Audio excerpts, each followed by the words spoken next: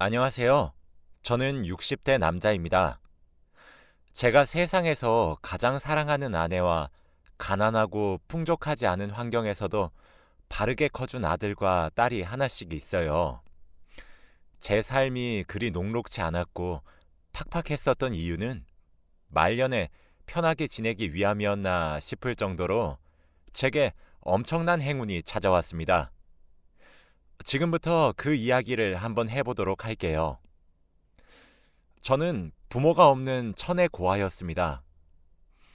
아니, 더 사실적으로 이야기를 하자면 부모가 버린 아이였어요. 제 어머니와 아버지께 결혼 전 제가 갑작스레 찾아왔고 이후 급하게 결혼을 하셨지요. 처음엔 다른 사람들의 집도 저희 집과 다를 바 없다고 생각했습니다. 짧은 기간 동안 어머니와 아버지는 전력을 다해 싸우셨고 이혼을 하셨어요. 이혼 사유는 고상한 말로 표현하자면 성격 차이셨죠. 사실 어머니와 아버지는 처음부터 끝까지 다른 점들 뿐이었거든요. 저는 그래서 어렸을 때부터 울 수가 없었어요. 울면 안 되는 아이로 자라야 했죠. 제가 기억했던 어머니와 아버지는 아이의 우는 소리를 정말 싫어하셨던 것 같습니다. 어머니와 아버지가 언성을 높이시던 어느 날 아버지의 손이 어머니를 향해 올라갔고 어머니도 목에 핏줄이 터져라 소리를 바락바락 지르고 계셨거든요. 모든 상황이 어렸던 저에게 너무 가혹할 만큼 두려움을 주었죠. 으앙 하며 눈물을 흘렸습니다. 전 제가 울면 어머니나 아버지가 항상 달래주셨기 때문에 저를 달래기 위해서라도 화해를 하시거나 싸움을 멈추시길 바라는 마음 하나로 말이죠. 그런데 제 눈물은 어머니와 아버지의 싸움을 부추기고 있더라고요. 제 울음소리를 시작으로 더 크게 싸우시기 시작하셨습니다. 옆집에서 주민신고로 경찰을 부를 때까지 집에선 와장창 하며 그릇들이 깨졌고 물건을 집어 던지셔서 화분도 깨졌고 정말 난장판이 따로 없었죠. 어머니와 아버지는 그때 깨달으셨던 것 같습니다. 서로가 서로에게 최악의 배우자란 사실을 말이죠. 그때쯤부터 어머니와 아버지가 큰 소리를 내시며 싸우는 순간이 많이 없었기 때문에 저는 화해를 하신 줄 알았어요. 지금 생각해보면 저를 누가 키우는지 서로에게 미루고 있었던 순간이었던 것 같네요. 어쨌든 어머니와 아버지는 서로에게 제 양육을 미루셨고 전 그렇게 어머니와 아버지에게 버림을 받게 되었습니다.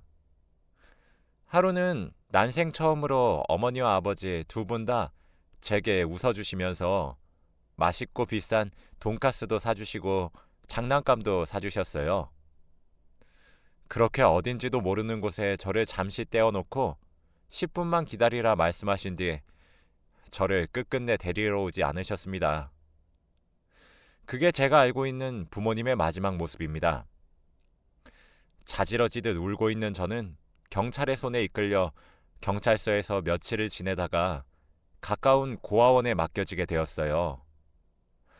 8살도 채 되지 않은 어린아이가 받기엔 아주 커다란 상처였습니다. 마음의 문을 닫은 채 살게 될 수밖에 없었어요.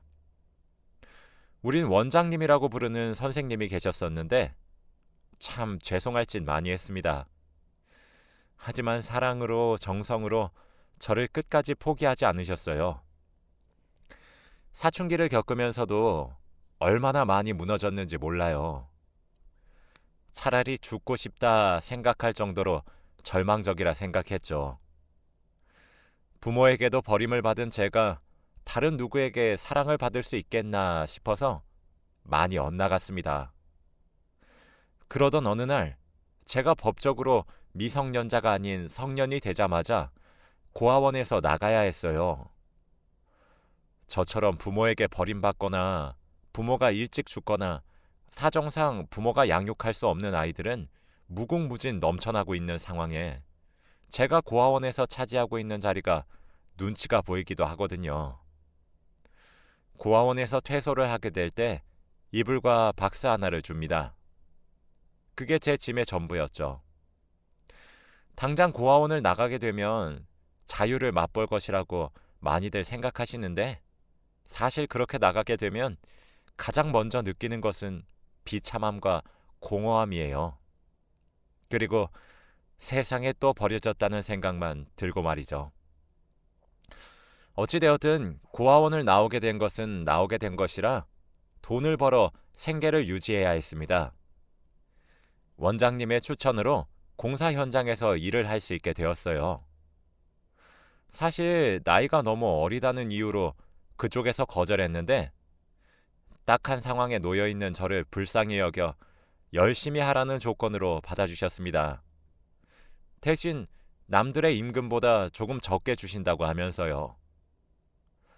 공사 현장에서 일을 하게 되면서 처음으로 제가 쓸모 있는 사람이 될 수도 있겠구나 하는 생각이 들더군요. 그 현장에서 만나게 된 다른 일꾼 형님들도 저를 귀여운 막내라며 귀여워하셨고, 삼겹살에 소주를 사주시기도 하셨고, 혼자 살 때 필요한 것을 말해주기도 하시면서 여러 방면으로 도움을 주셨습니다. 저도 점차 성격이 밝아지기 시작하더라고요. 제 공허함이 참 많이 달래졌었죠. 그러던 어느 날이었어요. 그날은 무더운 여름이었고 은행에 돈을 찾으러 가는 길이었죠. 걸어가는 길에 저도 모르게 눈앞이 깜깜해진다고 느끼며 눈을 감았다 떴는데, 눈앞엔 병원의 하얀 천장이 펼쳐져 있더라고요. 깜짝 놀란 제가 벌떡 일어나서 어찌된 영문이냐 옆에 보호자로 앉아 있었던 사람을 붙잡고 물어보니까 자신은 목격자라고 하더라고요. 그 사람의 말에 의하면 멀쩡히 은행으로 잘 걸어가고 있던 제가 갑자기 쓰러졌다고 해요.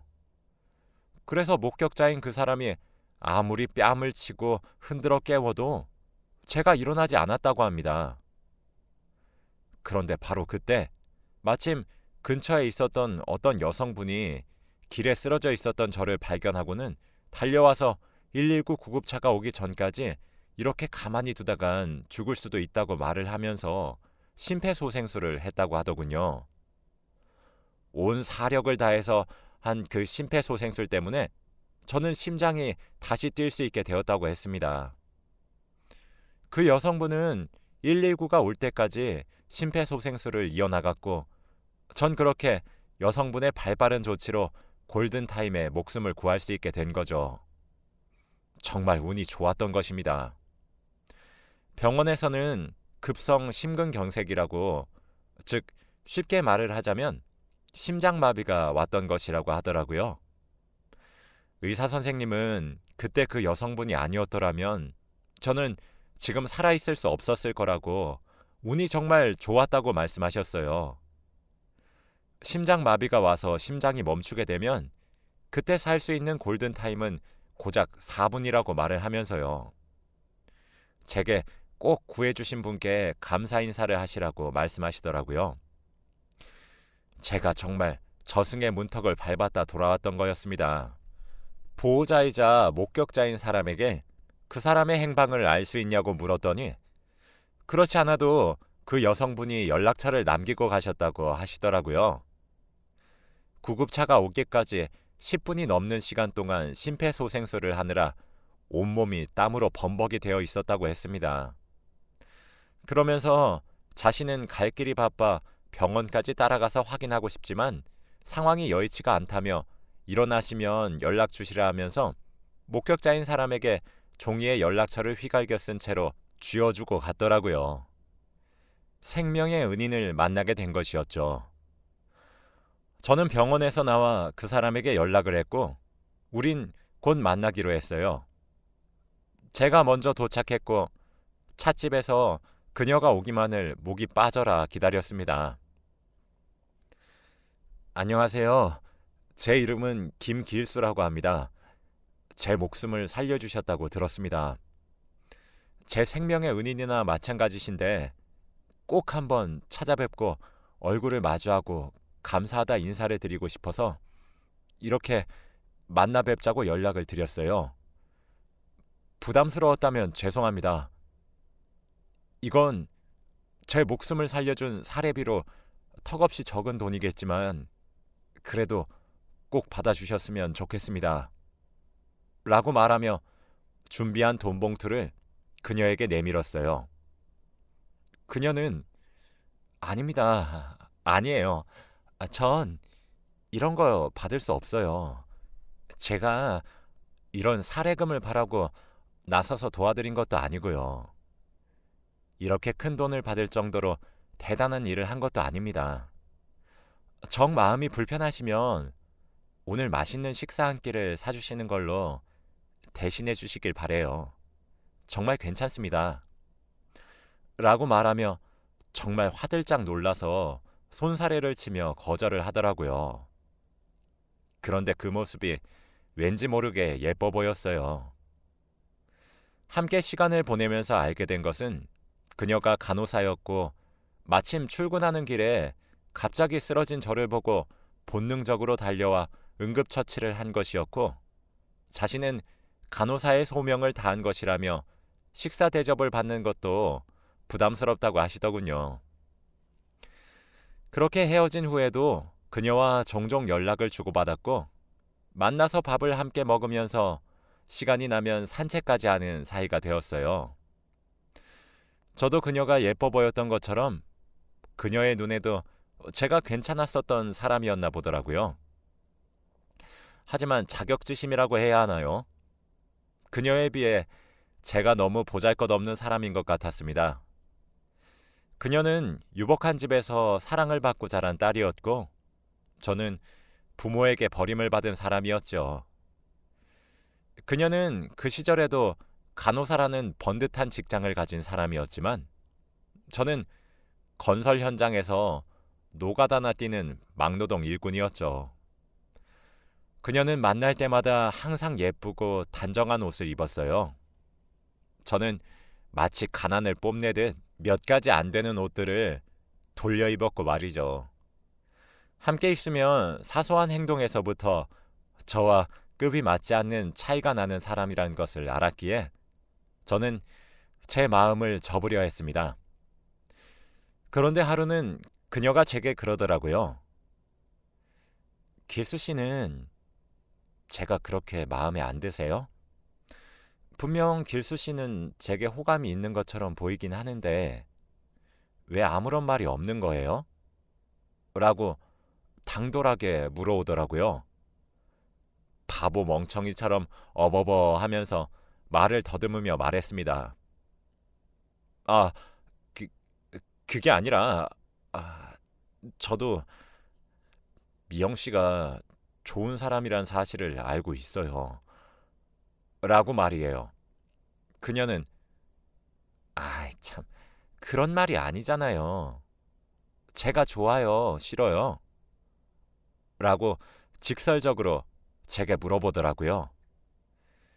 매력적인 사람이 눈앞에서 그렇게 저를 유혹하는데 누가 안 넘어가고 배기겠나요? 전 당연히 좋다고 말을 했죠. 하지만 저와 그녀 사이의 극명한 차이도 함께 말했습니다. 그녀는 전 괜찮아요. 저는 그런 조건들 때문에 길수 씨가 좋은 것이 아닌걸요. 전 길수 씨의 따뜻한 마음씨가 좋아요. 길수 씨랑 있으면 제가 너무 귀한 사람이 되는 것 같기도 하고 그렇게 만들어주는 길수 씨가 너무 좋아요. 라고 말을 했습니다. 가슴 한구석에서 따뜻해지는 기분을 받았는데 그게 사랑이구나 싶더라고요. 저희 두 사람은 그날 이후로 자연스럽게 점점 관계가 발전하기 시작했고 결혼까지 생각하게 되었어요. 놀랍지도 않겠지만 당연히 그녀의 집에서는 미친 듯이 반대하기 시작하셨죠. 어떻게 귀하게 길러낸 딸내미인데 별 볼 일 없는 막노동 일꾼에게 시집을 간다니 제가 그녀의 부모라도 반대를 할 것 같아 상처가 되지도 않더라고요. 그런 말을 면전에서 듣는 저를 그녀는 오히려 걱정해 주었습니다. 하지만 그녀의 뱃속엔 이미 아이가 생긴 뒤였고 자식 이기는 부모 없다는 말처럼 그녀의 부모님도 결국 그녀의 고집을 꺾지 못해 우린 서둘러 결혼을 할 수 있게 되었어요. 결혼 이후에도 아내는 정말 많이 고생했습니다. 부모 사랑을 모르고 자랐던 저였고 보고 배운 거라곤 제게 소리치는 어머니와 아버지의 모습만 알았기에 아이들을 야단칠 줄만 알았지 사랑한다며 예뻐할 줄 몰랐었거든요. 그런 저를 위로하랴 아이들을 보살피랴 아내가 정말 많이 바빴습니다. 게다가 비가 오거나 하면 제가 일을 나가지도 못해 돈도 못 벌어오니 수입도 많이 불안정해서 아내는 아이들을 낳은 이후에도 일을 나가 돈을 벌어와야만 했어요. 그래도 항상 웃음을 잃지 않았죠. 언제나 제가 최고의 남편이라며 치켜세워 주었거든요. 아내는 아이들에게도 현명한 어머니의 역할을 해주었지만 제게도 어쩔 때는 아내가 되어주었고 어머니의 역할을 해주기도 하였어요. 아무래도 건설 현장에서 막노동 일을 하면 부상이 많을 수밖에 없거든요. 사방에 위험이 도사리고 있기 때문에 언제든지 다칠 수 있었습니다. 그럴 때마다 아내는 눈물을 지으며 제 몸을 걱정하기 바빴고 그럴 때면 아내가 더욱 허리띠를 바짝 조여 생계를 이어나가는 가장의 역할과 저를 돌보는 아내의 역할 두 가지를 동시에 해내야 했어요. 아내를 너무 많이 사랑했지만 그만큼 미안한 일이 참 한두 가지가 아니었어요. 그런 시간이 흐르고 나니 아들과 딸은 어느새 취직을 해서 직장을 가질 나이가 되었고 하나둘 결혼을 하기 시작했어요. 아들을 먼저 분가시키고 딸마저 분가시킨 그 집에 아내와 단둘이 남아있던 어느 날이었죠. 그때 아내의 얼굴을 찬찬히 뜯어보는데 그 옛날 곱고 귀하게 자란 딸내미 모습은 온데간데 없고 남편 잘못 만나 고생만 무지하게 한 여인의 모습만 남아있더라고요. 그게 참 마음이 미어졌습니다. 내가 우리 아내에게 대체 어떻게 해야 이 모든 은혜를 갚을까 생각하면서 잠에 들었었거든요. 그런데 그날 밤에 꿈을 하나 꾸게 되었어요. 그런데 꿈 내용이 참 신기했습니다. 꿈속에서 제가 혼자 집을 지키고 있더라고요. 그런데 돼지 한 마리가 들어오더니 저희 집에 똥을 한가득을 싸고 다시 나가더군요.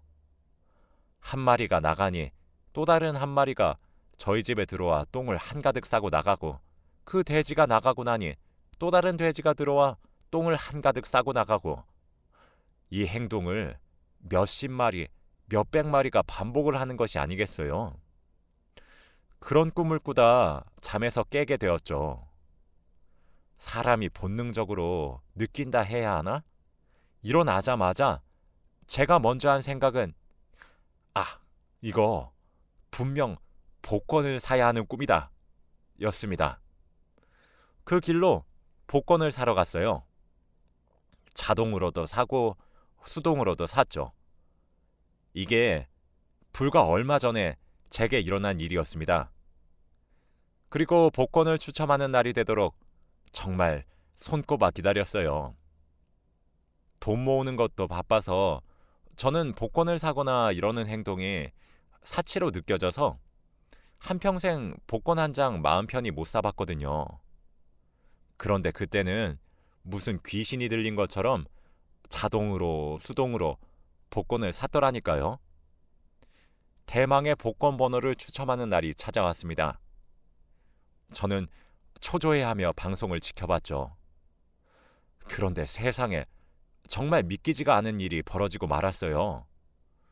수동으로 제가 체크한 복권들 중에서 딱 한 장이 번호가 하나씩 들어맞는 것이 아니겠습니까? 번호가 3개 맞았을 땐 에이 아니겠지. 네 개째 들어맞았을 때도 에이 설마 정말 조마조마한 심정으로 바라봤어요. 그런데 제 로또가 1등이더군요. 당시 회차에서 1등의 상금은 28억이었습니다. 정말 믿기지 않아서 몇 번이나 확인을 했는지 몰라요. 정말 제게 또 심장마비가 올 뻔했다니까요. 그 이후 당첨금을 수령받기 위해 서울로 올라가서 수령받았고 생전 만져보지도 못했던 금액이 통장에 찍힌 것을 보고 그제서야 실감했습니다. 전 그 돈으로 가장 먼저 한 일이 아내를 데리고 백화점을 가는 거였어요.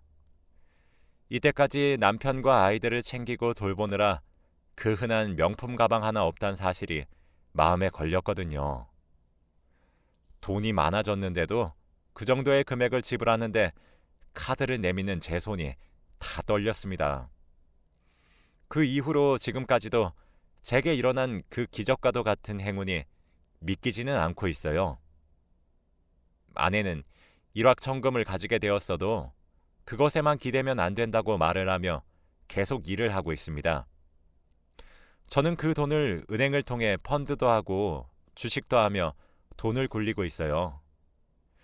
이때까지는 아내가 제게 희생하는 삶을 살았는데 전 이렇게 큰 돈을 모두 아내에게 주고 싶었습니다.